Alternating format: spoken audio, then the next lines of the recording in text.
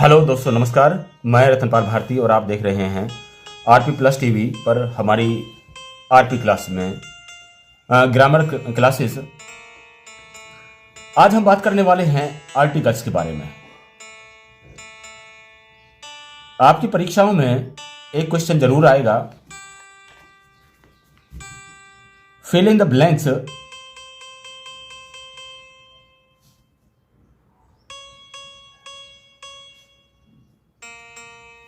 with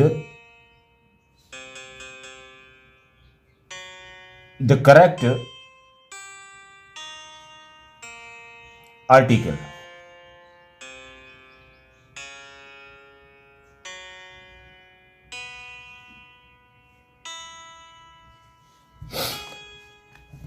इसके बारे में आपको पता है कि आर्टिकल्स होते कितने हैं? सिर्फ 3 आर्टिकल हैं। आर्टिकल्स आपके पास सिर्फ 3 हैं और वो कौन कौन से हैं? ए, एन और दे। इन तीनों आर्टिकल्स को आपको यूज करना है। इन तीनों आर्टिकल्स की आपको इस क्वेश्चन के अंदर जरूरत पड़ती है। जैसा कि आप जानते हैं, ए का मीनिंग एक, इसका भी मीनिंग एक, यानी कि एन का मीनिंग भी एक। और ज़्यादातर बच्चों को असमंजस रहता है दी के बारे में। तो दी का अगर आप अर्थ जानते हैं तो ठीक है, अगर नहीं जानते हैं तो इसे आप वही के रूप में यूज कर सकते हैं, वही और यही। इसका मतलब है ये सेंटेंस को डेफिनेट करता है।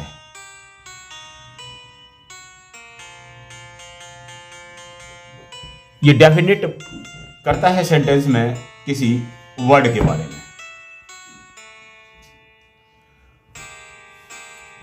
आर्टिकल के अंदर दे रखा होगा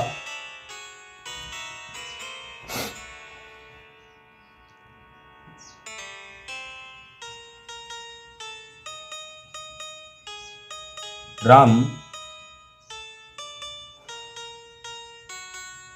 फ्लाइज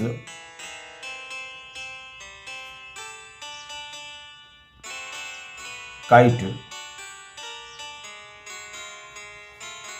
और इन्हीं में से ऑप्शन आपके सामने अगर ऑप्शन दे रखे हैं तो ठीक है, वरना तो आप इन्हें तो जानते ही हैं कि भाई आर्टिकल है कौन कौन से। तो इनमें से आपको देना है। तो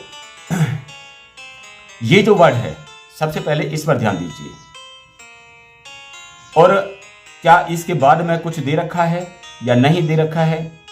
अगर नहीं दे रखा है तो इसका यूज नहीं होगा। इसका यूज नहीं होगा, दी का यूज नहीं होगा, क्योंकि इसका यूज वही होगा जहां हम वही, यही, इस तरह का वर्ड इस्तेमाल करने वाले हैं हिंदी के अनुसार। अगर यहाँ पे ये फुल स्टॉप है तो आपको इन दोनों में से चूज करना है। अब आता है कि भाई इन दोनों में से कौन सा होगा। तो कुछ लोग कहते हैं कि जहां पर वॉवल का है, यहाँ पर इस उसमें वर्ड के अंदर जहां पर वॉवल का है वहां पर एन का यूज करना है, और जहां पर यूज नहीं है वहां पर ए का यूज करना है। तो ऐसा बिल्कुल नहीं है। वॉवल का यूज तो होगा, लेकिन इंग्लिश वाले का नहीं, बल्कि हिंदी की जो हमारी वर्णमाला है वो बात की जाती है। उसके हमारी वोवल की बात की जाती है। अगर वोवल में, हिंदी की वोवल में आप ऐसे लिख करके आ,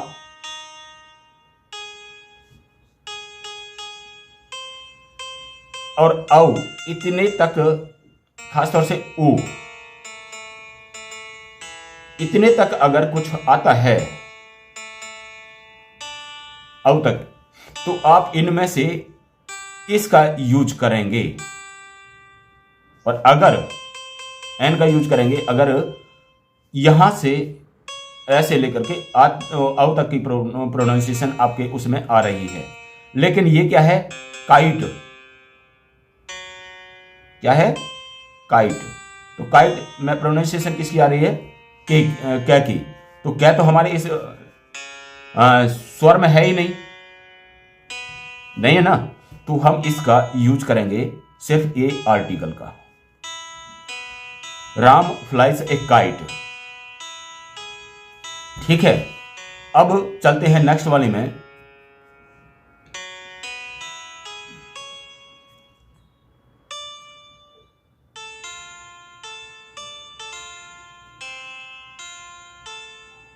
I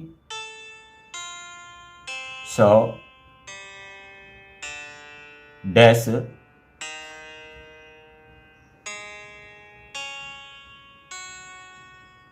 European men yesterday.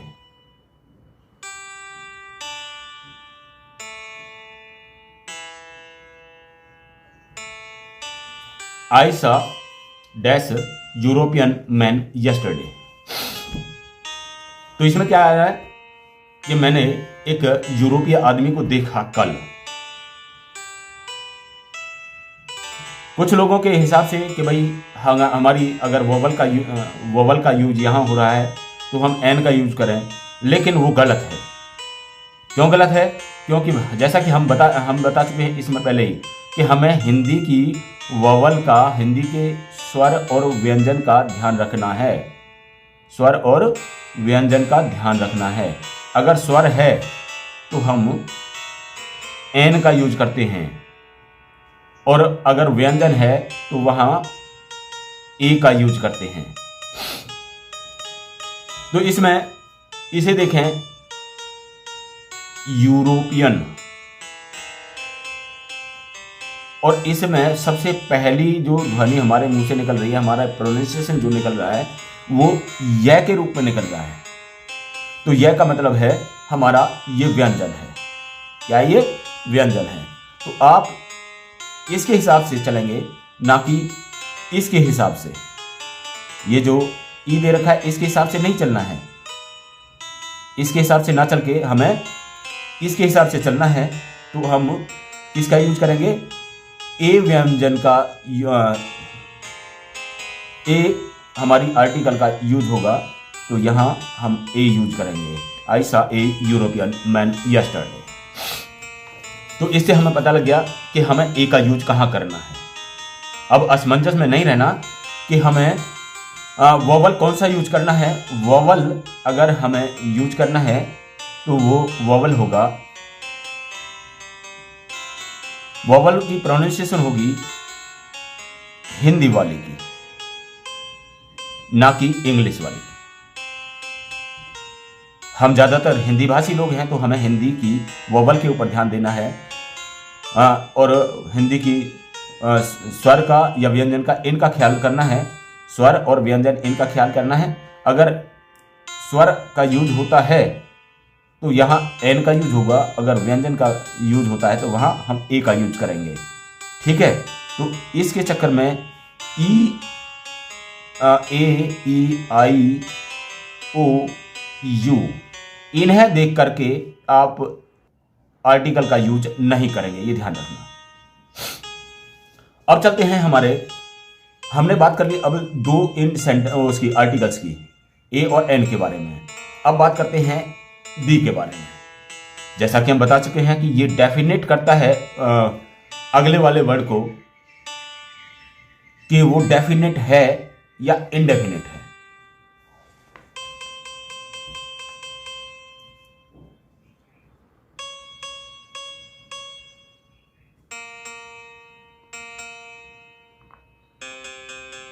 Rahul is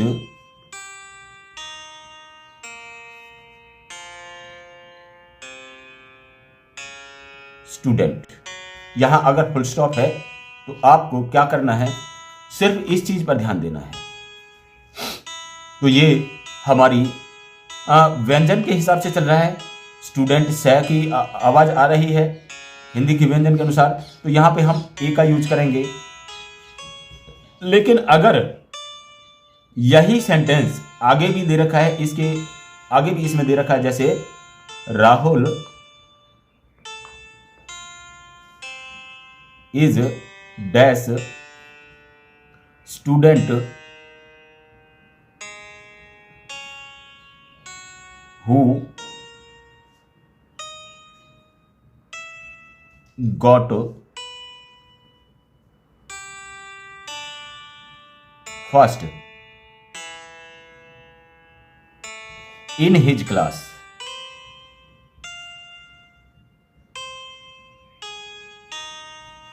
तो अब आपको इसमें यहां से आगे देख लेना है कि अगर इसमें ये दे रखा है, हु दे रखा है, व्हाट दे रखा है, दैट दे रखा है, तो इस तरह के अगर वर्ड आगे दे रखे हैं तो इसमें सीधा सीधा सा दी का यूज होना है। ठीक है, क्योंकि ये हमें बताता है कि राहुल वही छात्र है जो अपनी क्लास में पहले नंबर पर आया। जो का मतलब इसके बारे में ही हम बात कर रहे हैं, जिसके बारे में हम बात कर रहे हैं ये वही स्टूडेंट है। अब आपको इस चीज पर थोड़ा सा फोकस करना है। नेक्स्ट में देखेंगे आगे,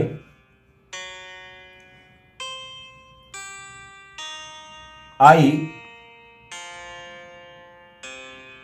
got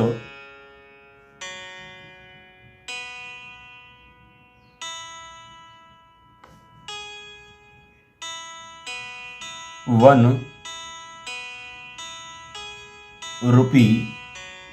coin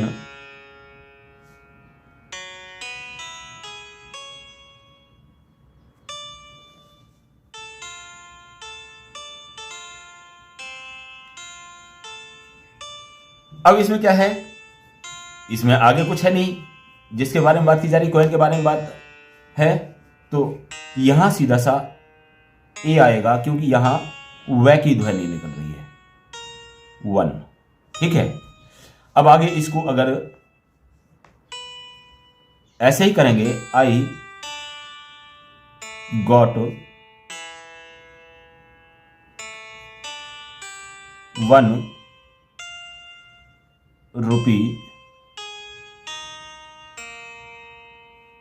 coin that I have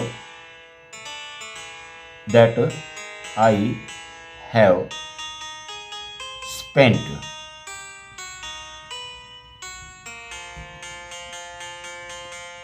तो यहां अब ए का यूज नहीं होगा, क्योंकि इसके बारे में हमें, जैसा कि हम इसमें बताया हमने अगले वाले पहले वाले सेंटेंस में कि दैट और व्हाट, हु, विच, इस तरह के अगर वर्ड इसमें सेंटेंस में आगे दे दिए जाएं तो यहां सीधा सीधा दी का यूज होना है। ठीक है, तो हम उम्मीद करते हैं कि आपको इस छोटी सी वीडियो के अंदर आर्टिकल्स के बारे में पूरी नॉलेज मिल चुकी होगी कि आपको आर्टिकल्स का कहां किस तरह से यूज करना है। अगर वीडियो आपकी समझ में नहीं आई हो तो इस वीडियो को बार बार देखें,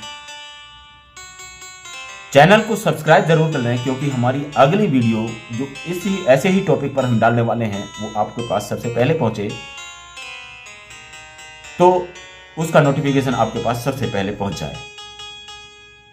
इसके साथ ही वीडियो को लाइक करके शेयर जरूर करें अपने उन साथियों के साथ में जो आप ही की तरह परीक्षाओं की तैयारी कर रहे हैं। अगर ग्रामर की बात है, ग्रामर चाहे 3rd क्लास का हो, 3rd स्टैंडर्ड का हो, या फिर आपकी 12th स्टैंडर्ड का हो,